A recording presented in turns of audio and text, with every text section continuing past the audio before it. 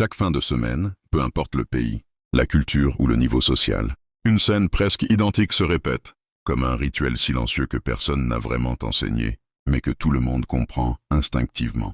Dans un restaurant, sur une terrasse, dans un salon ou même autour d'un simple téléphone en appel vidéo, un groupe de femmes se retrouve. L'ambiance est légère au début. On parle de la semaine, du travail, des petites frustrations du quotidien. Les rires sont naturels, les gestes détendus, les regards complices. Puis, progressivement, sans qu'on s'en rende compte, la conversation prend une autre direction. Elle devient plus personnelle, plus chargée, plus révélatrice. Et inévitablement, à un moment précis, le sujet des hommes apparaît. Pas de manière brutale, pas comme un thème officiel, mais comme une transition naturelle, presque automatique. Et c'est à cet instant que quelque chose de très intéressant se produit.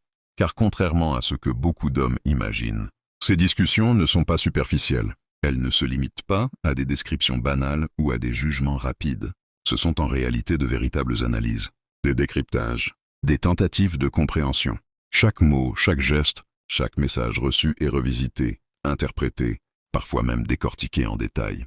Un simple vu sans réponse peut devenir un sujet de débat. Un regard lors d'un rendez-vous peut être analysé pendant plusieurs minutes. Une phrase anodine peut être interprétée de différentes façons. Mais derrière toute cette complexité apparente, il existe une structure beaucoup plus simple, une structure invisible, une sorte de filtre inconscient. Car au final, malgré toutes ces discussions, malgré toutes ces analyses, les hommes ne sont pas perçus de manière infiniment variée. Ils sont, la plupart du temps, classés dans deux catégories principales. Deux archétypes. Le premier est celui qu'on pourrait appeler l'homme rassurant. Il est présent, il est gentil, il est fiable, il répond vite, il fait des efforts visibles, il cherche à bien faire. Sur le papier, il semble avoir toutes les qualités. Et pourtant, quand son nom est mentionné dans ces conversations, il ne provoque pas d'émotions fortes. Il est décrit avec des mots positifs, mais sans énergie. Il est sympa, il est gentil, il est sérieux. Mais il n'y a pas d'étincelle dans la voix, pas de tension, pas de mystère. Il est apprécié, mais rarement désiré avec intensité. Il devient une option logique, mais pas une obsession émotionnelle. À l'opposé, il y a un autre type d'homme. Un homme beaucoup plus difficile à définir. Un homme qui ne laisse pas une impression claire et stable, mais une impression forte. Quand son nom est prononcé, quelque chose change immédiatement dans l'atmosphère. Les regards se lèvent. Les corps se penchent légèrement en avant. L'attention devient totale. La voix qui parle peut hésiter un peu, chercher ses mots, sourire sans s'en rendre compte. Parce que cet homme ne laisse pas une sensation simple. Il laisse une empreinte. Il intrigue. Il déstabilise légèrement. Il crée des questions plutôt que des réponses. Et surtout, il déclenche quelque chose de très puissant. Le besoin de comprendre pourquoi il agit comme ça, pourquoi il est différent, qu'est-ce qu'il pense vraiment. Et à partir de ce moment-là, la discussion ne tourne plus autour de faits, mais autour d'interprétations. Et c'est là que tout bascule. Parce qu'un homme dont on parle avec logique peut être oublié rapidement. Mais un homme dont on parle avec émotion et incertitude reste. Il reste dans la conversation. Il revient dans les pensées. Il s'installe dans l'imaginaire. Et souvent, sans même le savoir, il devient un sujet récurrent. Alors la vraie question n'est pas simplement « comment plaire ?», mais plutôt « quel type de réaction est-ce que je crée chez l'autre ? Est-ce que tu es celui qu'on décrit rapidement avant de changer de sujet ? Ou celui qui relance la conversation encore et encore, même en ton absence ? Parce qu'au fond, tout commence là, dans ces discussions invisibles auxquelles tu n'assistes jamais, mais qui déterminent pourtant la place que tu occupes dans l'esprit de quelqu'un. La majorité des hommes partent avec une idée qui semble logique, presque évidente.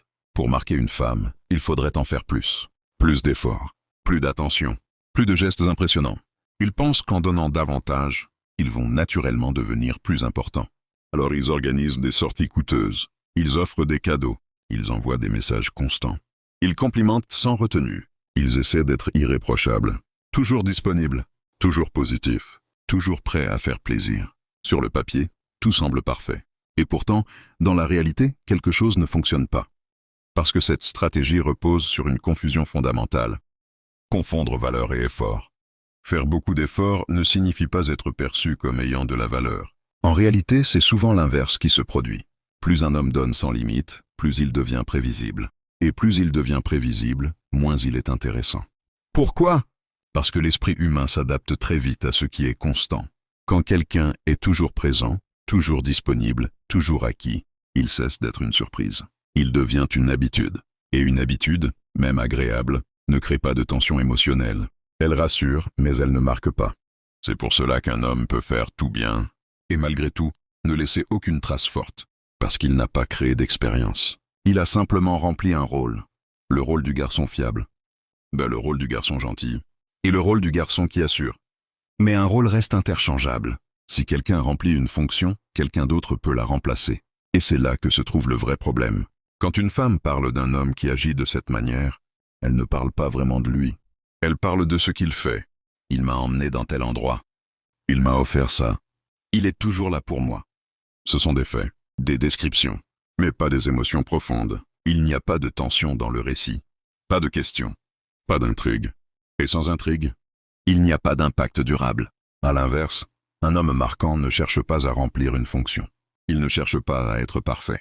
Il cherche, consciemment ou non, à créer une expérience, une interaction qui n'est pas totalement prévisible, une dynamique qui n'est pas complètement linéaire. Il peut être présent, puis plus distant, engagé, puis plus réservé, chaleureux, puis légèrement mystérieux. Pas dans un but de manipulation, mais parce qu'il n'est pas en train de jouer un rôle figé. Il existe en dehors du besoin de plaire, et c'est précisément cela qui change tout. Parce que quand une interaction devient imprévisible, elle devient stimulante. Elle demande de l'attention. Elle demande de l'interprétation. Et donc, elle reste en mémoire. Il est important de comprendre une chose essentielle. Ce qui marque une personne, ce n'est pas ce que tu lui donnes, mais ce que tu lui fais ressentir. Deux hommes peuvent t'offrir la même chose, le même dîner, le même compliment, le même temps. Mais l'un sera oublié rapidement, et l'autre restera présent longtemps dans les pensées. Pourquoi ? Parce que le premier a offert une expérience stable, et le second a créé une expérience émotionnelle, avec du contraste, avec du relief, avec de l'inattendu. Et c'est exactement ce contraste qui crée l'attachement. Pas la quantité d'efforts, mais la qualité de l'impact. Derrière toi. C'est pour cela que chercher à impressionner en permanence est une erreur. Parce que plus tu essaies d'en faire, plus tu risques de te diluer. Tu deviens un bruit de fond, une présence constante mais sans intensité. Alors que l'objectif n'est pas d'être omniprésent, mais d'être mémorable. Et pour être mémorable, il faut accepter une idée contre-intuitive. Ce n'est pas en donnant toujours plus que tu deviens important, c'est en créant des moments qui sortent de l'ordinaire. Des moments qui laissent une trace. Des moments qui donnent envie d'en parler. Parce qu'au final, ce qui reste après une rencontre, ce ne sont pas les détails matériels, mais l'empreinte émotionnelle que tu laisses. L'esprit humain fonctionne d'une manière très particulière. Il cherche naturellement à comprendre, à analyser, à donner du sens à ce qu'il observe. Mais surtout, il a une faiblesse majeure. Il déteste ce qui est incomplet. Lorsqu'une situation est claire, expliquée, maîtrisée, l'esprit se détend, il classe l'information, il l'arrange, et il passe à autre chose. Mais lorsqu'il manque des éléments, lorsqu'il y a des zones floues, des incohérences, des choses qui ne s'alignent pas parfaitement, alors quelque chose s'active. La tension augmente, la réflexion commence. Et surtout, la personne reste mentalement engagée. C'est exactement là que le mystère entre en jeu. Beaucoup d'hommes pensent que pour créer une connexion, ils doivent tout dire. Exprimer clairement leurs intentions, expliquer leurs pensées, montrer exactement ce qu'ils ressentent. Ils veulent être compris rapidement. Mais en faisant cela, ils ferment la porte à toute intrigue, parce qu'ils enlèvent à l'autre la possibilité de chercher. Et sans recherche, il n'y a pas d'investissement. Le mystère n'est pas le silence total. Ce n'est pas être froid ou distant. C'est une forme d'équilibre, une manière de révéler sans tout dévoiler, de montrer sans tout expliquer, de créer une présence sans la rendre totalement lisible. Un homme qui intrigue n'est pas un homme qui disparaît. C'est un homme qui laisse des espaces, des petits décalages, des moments où ses actions et ses paroles ne s'alignent pas parfaitement à 100%. Et c'est précisément ces décalages qui créent l'intérêt. Par exemple, imagine une interaction simple, un moment agréable, une bonne conversation, une connexion évidente. La logique voudrait qu'ensuite, tout continue sur la même ligne. Réponse rapide, même énergie, même intensité. Mais lorsque ce schéma est légèrement brisé, quelque chose change. Si, après un moment fort, la dynamique devient un peu plus calme, si la réponse arrive plus tard, si le ton est légèrement différent, alors une question apparaît immédiatement. Pourquoi ? Et cette question est puissante, parce qu'elle déclenche un processus mental. On réfléchit, on relit les messages, on se remémore les détails. Et souvent, on en parle. Hier, tout était fluide. Et aujourd'hui, c'est différent. Je ne comprends pas exactement ce qu'il pense. Ce n'est plus une interaction simple. C'est devenu un sujet. Mais il est important de comprendre quelque chose. Le mystère contrôlé n'est pas une stratégie pour troubler ou manipuler. C'est une conséquence naturelle d'une personne qui ne cherche pas à tout contrôler, ni à tout sécuriser. C'est le résultat d'une certaine indépendance. Un homme qui ne ressent pas le besoin constant de rassurer, d'expliquer ou de prouver. Un homme qui est à l'aise avec le fait de ne pas être totalement compris immédiatement. Et c'est cette posture qui crée de la profondeur, parce qu'elle donne à l'autre un rôle actif. Elle ne subit plus l'interaction. Elle y participe mentalement. Elle cherche à comprendre. Elle interprète. Elle imagine. Et plus une personne investit mentalement dans une interaction, plus elle s'y attache. C'est un principe simple. Ce dans quoi on investit de l'énergie mentale prend de la valeur. À l'inverse, tout ce qui est donné facilement, clairement, sans effort, perd rapidement de son importance. Le mystère agit donc comme un déclencheur. Il ne crée pas l'intérêt à lui seul, mais il l'amplifie. Il transforme une interaction ordinaire en quelque chose de plus profond, quelque chose qui dépasse le moment présent, quelque chose qui continue d'exister même en ton absence. Et c'est là toute la différence. Parce qu'à partir du moment où tu n'es plus seulement présent dans la réalité, mais aussi dans les pensées, tu changes complètement de dimension. Tu ne fais plus partie de son quotidien, tu fais partie de son univers mental. Et dans cet espace-là, ce qui est incomplet, intrigant et légèrement insaisissable, a toujours plus d'impact que ce qui est simple, clair et totalement prévisible. Dans toutes les interactions humaines, il existe un facteur souvent sous-estimé, mais extrêmement puissant. La perception. Ce n'est pas seulement ce que tu es qui compte, c'est la manière dont tu es perçu. Et parmi tous les éléments qui influencent cette perception, il y en a un qui joue un rôle central, ton positionnement social. Autrement dit, la place que tu sembles occuper dans ton environnement. Les êtres humains, de manière générale, ne jugent pas uniquement quelqu'un de façon isolée. Ils observent aussi le contexte autour de lui, avec qui il interagit, comment les autres réagissent à sa présence, quelle énergie il dégage dans un groupe, et sans même s'en rendre compte, ils tirent des conclusions. C'est un mécanisme naturel, presque instinctif. Si une personne est appréciée, elle devient plus attirante. Si elle est ignorée, elle perd de l'intérêt. Ce phénomène repose sur un principe simple. La valeur perçue augmente lorsqu'elle est validée indirectement par l'environnement. Mais attention, il y a une différence essentielle à comprendre. Beaucoup d'hommes pensent qu'il faut montrer sa valeur de manière directe. C'est vanter, exagérer, chercher à impressionner verbalement. Le problème, c'est que cela produit souvent l'effet inverse, parce que cela donne l'impression d'un besoin de validation. Et le besoin de validation réduit immédiatement la perception de valeur. Plus tu essaies de prouver que tu as de la valeur, plus tu sembles en manquer. À l'inverse, le positionnement social puissant fonctionne de manière subtile. Il ne se déclare pas, il se ressent. Il se voit dans les détails, dans la manière dont tu racontes tes expériences, dans la façon dont tu évoques ton quotidien, dans les interactions que tu décris, sans jamais forcer. Par exemple, lorsqu'une personne parle, naturellement d'un environnement où elle évolue avec aisance, où elle interagit avec différents profils, où elle semble à sa place. Cela envoie un signal fort, et elle n'est pas en quête d'intégration. Elle est déjà intégrée. Et cette nuance est essentielle, parce qu'une personne intégrée attire, alors qu'une personne en demande repousse inconsciemment. Il ne s'agit pas de créer une image artificielle, mais de refléter une réalité, celle d'une vie où tu n'es pas centré uniquement sur une seule interaction. Un homme qui a un positionnement social solide ne donne pas l'impression que tout tourne autour d'une seule personne. Il a d'autres centres d'intérêt, d'autres interactions, d'autres dynamiques. Et c'est précisément cela qui crée une forme de rareté, parce qu'il n'est pas entièrement disponible. Il n'est pas constamment en train de chercher à capter l'attention. Il vit déjà dans un environnement où l'attention existe. Et cette différence est fondamentale. Car une personne qui reçoit naturellement de l'attention n'a pas besoin de la poursuivre. Et une personne qui ne poursuit pas l'attention devient, paradoxalement, plus attirante. C'est un renversement subtil, mais puissant. Dans les conversations entre amis, ce type de positionnement se remarque immédiatement. On ne parle pas seulement de ce que l'homme fait, mais de l'effet qu'il produit. Il a l'air tellement à l'aise avec tout le monde. On dirait qu'il a toujours quelque chose en cours. Il ne donne pas l'impression de courir après qui que ce soit. Ce ne sont pas des descriptions matérielles, ce sont des perceptions. Et ce sont elles qui influencent réellement l'intérêt. Parce qu'au fond, ce qui attire, ce n'est pas seulement ce que quelqu'un possède, mais la place qu'il semble occuper dans le monde. Un homme qui paraît avoir une place claire, stable et indépendante devient naturellement plus intrigant. Pourquoi? Parce qu'il ne semble pas dépendre des autres pour exister. Il existe déjà pleinement. Et c'est cette autonomie qui crée une forme de respect, mais aussi une forme de curiosité. On se demande, comment il est comme ça? Qu'est-ce qu'il fait exactement?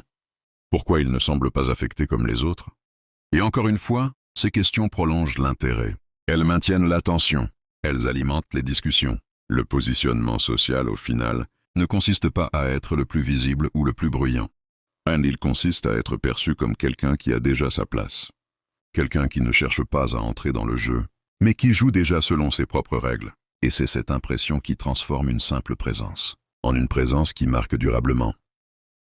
Il existe une idée très répandue, mais profondément trompeuse. Dire oui rend plus apprécié. Alors beaucoup d'hommes adoptent ce réflexe presque automatiquement. Oui pour voir quelqu'un, même au dernier moment. Oui pour rendre service, même quand ça dérange. Oui pour accepter des situations qui ne leur conviennent pas vraiment. Ils pensent qu'en étant toujours accommodants, toujours disponibles, ils vont créer de la valeur. Mais en réalité, ce comportement produit souvent l'effet inverse. Parce que le respect ne naît pas de la disponibilité, il naît de la perception de valeur. Et cette valeur est directement liée à une chose essentielle, tes limites. Une personne sans limite claire donne une impression inconsciente très forte, que son temps n'est pas précieux. Parce que si tout est toujours accessible, alors rien ne semble rare. Et ce qui n'est pas rare perd automatiquement de l'importance. C'est un principe universel. Ce qui est limité attire. Ce qui est illimité banalise. Un homme qui dit oui à tout envoie donc, sans le vouloir, plusieurs signaux.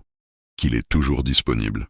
Qu'il n'a pas d'autres priorités fortes. Qu'il s'adapte constamment aux autres. Et même si cela part d'une bonne intention, cela diminue son impact. À l'inverse, un homme qui sait poser des limites crée une perception totalement différente. Mais attention, poser des limites ne signifie pas être froid, distant ou agressif. Ce n'est pas dire non de manière sèche ou brusque. C'est savoir refuser avec clarté tout en restant aligné. C'est un non qui a du sens. Un non qui montre qu'il existe autre chose dans ta vie. Par exemple, face à une demande, il ne rejette pas simplement.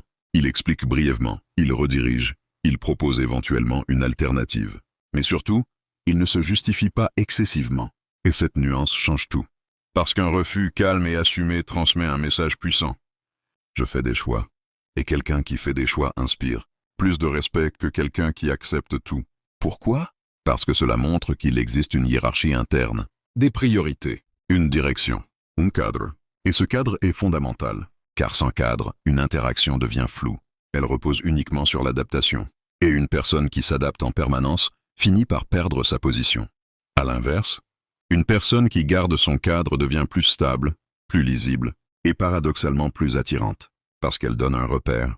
Dans les discussions entre amis, cette différence est très visible. Un homme trop disponible est souvent décrit de manière positive, mais sans intensité. Il est toujours là. Il est gentil. Il fait tout pour moi.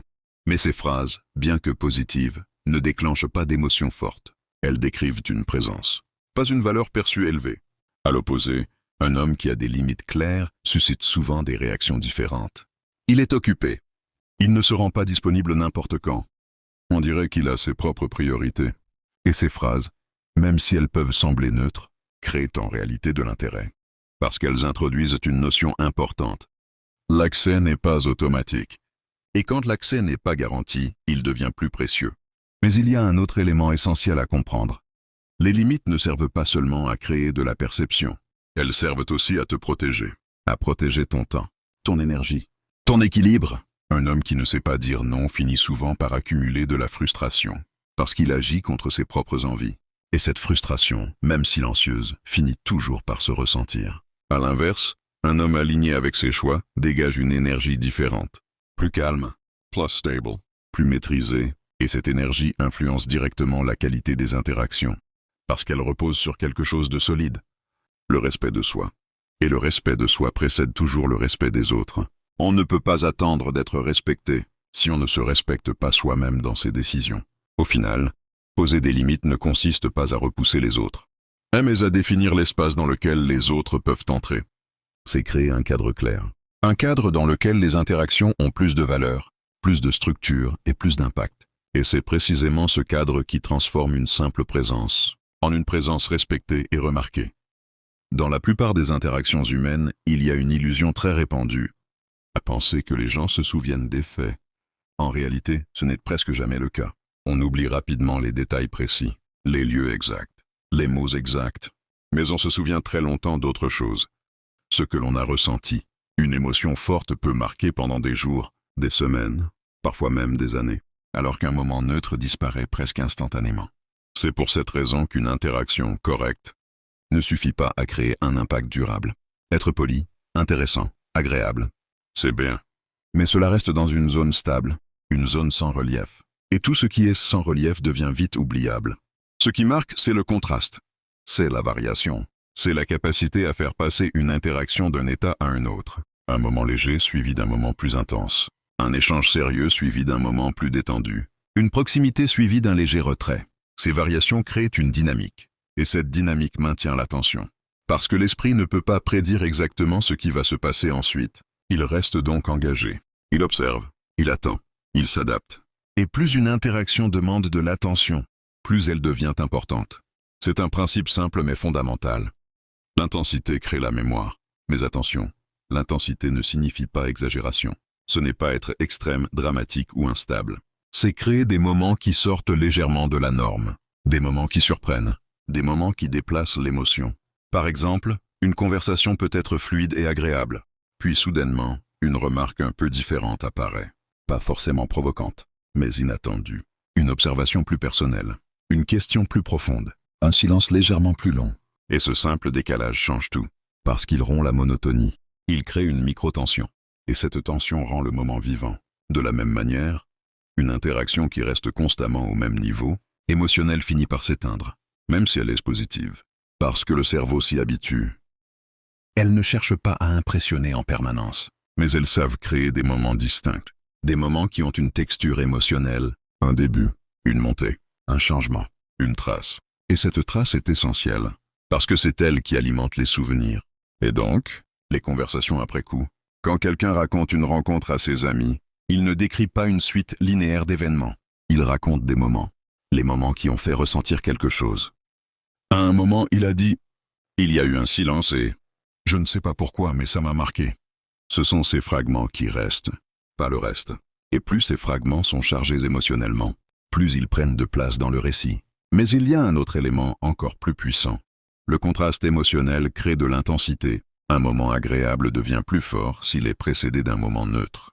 Un moment profond devient plus marquant s'il contraste avec un moment léger. C'est exactement comme une musique. Sans variation, elle devient monotone. Avec des variations, elle devient captivante. Et une interaction humaine fonctionne de la même manière. Elle a besoin de rythme, de changement, de respiration. Sans cela, elle devient plate. Et ce qui est plat ne reste pas.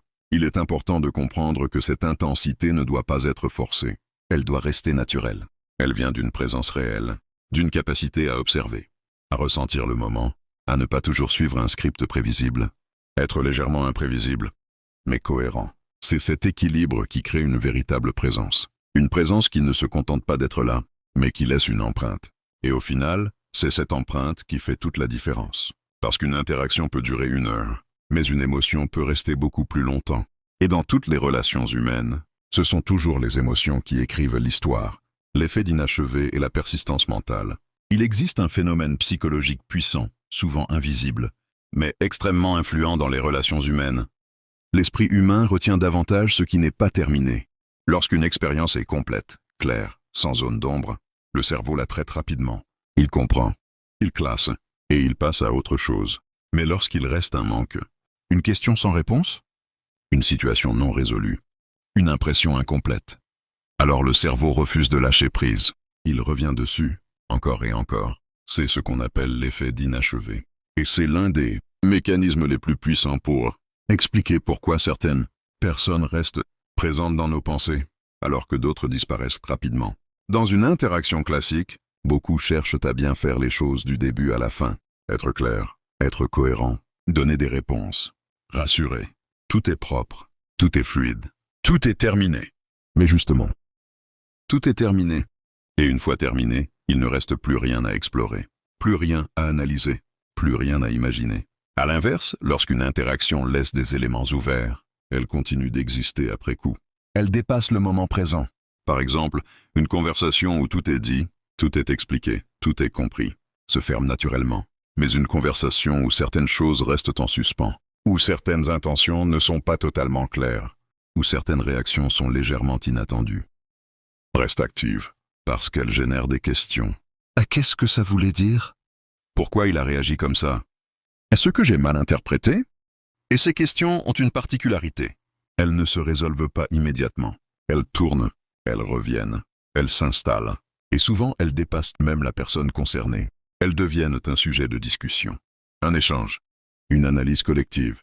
Je ne sais pas trop quoi penser. Il est difficile à comprendre. Il y a quelque chose de différent. Et c'est là que l'impact devient profond, parce que tu n'es plus seulement présent dans une interaction, et tu deviens un sujet. Mais il est important de comprendre une chose essentielle. L'inachevé ne signifie pas confusion totale. Il ne s'agit pas d'être incohérent, contradictoire ou instable.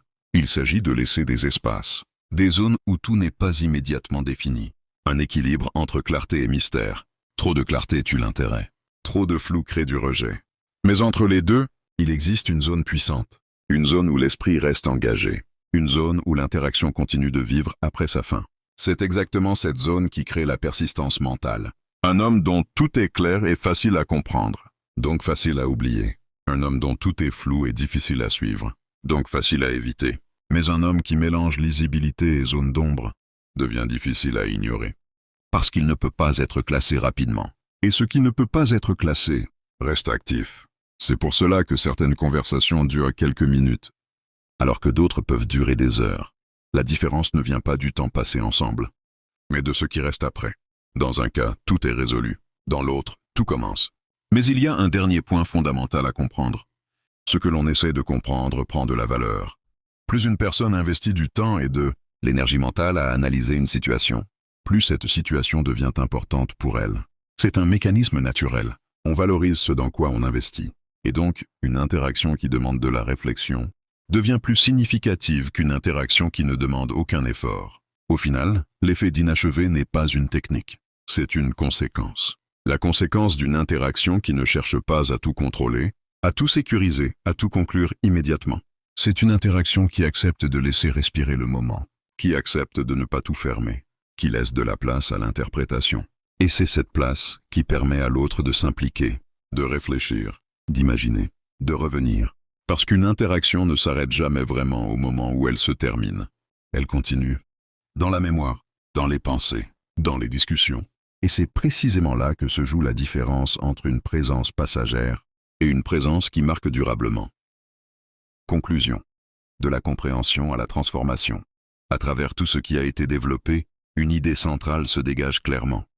Ce qui marque réellement, ce n'est pas ce que tu fais, mais l'empreinte que tu laisses. Beaucoup cherchent des techniques rapides, des phrases parfaites, des comportements à copier. Mais ce que tu as découvert ici va plus loin. C'est une manière différente de comprendre les interactions humaines. Une manière de voir au-delà des apparences. Parce qu'au final, tout repose sur quelques principes fondamentaux. Créer de l'expérience plutôt que d'accumuler des efforts. Laisser de l'espace au lieu de tout expliquer. Maintenir une part de mystère sans tomber dans l'incohérence. Montrer une valeur sans chercher à la prouver. Poser des limites au lieu de chercher à plaire constamment. Créer des émotions plutôt que simplement remplir des rôles. Et surtout, ne pas tout terminer, pour laisser l'esprit continuer le travail. Mais il y a un point essentiel que tu ne dois jamais oublier. Tout cela ne fonctionne que si c'est aligné avec qui tu es réellement. Si tu joues un rôle, si tu forces une attitude, si tu essaies de manipuler sans comprendre, cela finit toujours par se voir. Et dans ce cas, tout s'effondre, parce que la cohérence est la base de tout. Une personne stable intérieurement, indépendante émotionnellement, avec une direction claire, dégage naturellement une présence différente. Une présence qui ne cherche pas à convaincre, mais qui s'impose. C'est là que se trouve la vraie transformation. Pas dans les techniques, mais dans l'état d'esprit. Passer du besoin d'approbation à une autonomie réelle. Passer de la recherche constante à une sélection consciente. Passer de la peur de perdre à la capacité de laisser partir. Parce qu'au fond, ce qui attire le plus, ce n'est pas quelqu'un qui essaie de retenir. C'est quelqu'un qui pourrait partir, mais qui choisit de rester. Mais cette compréhension vient aussi avec une responsabilité. Le vrai niveau, ce n'est pas de manipuler, c'est de maîtriser. Maîtriser ta présence, maîtriser ton énergie, maîtriser tes choix et rester aligné. Parce que c'est ça qui crée un impact durable. Et si ce contenu t'a apporté quelque chose de concret, prends une seconde. Laisse un like. abonne-toi à la chaîne et partage cette vidéo à quelqu'un qui en a besoin. Parce que beaucoup restent bloqués sans comprendre ces mécanismes, et une simple vidéo peut vraiment changer une perspective. On se retrouve très vite pour la prochaine leçon. Reste lucide, reste solide, et surtout, reste maître de toi-même.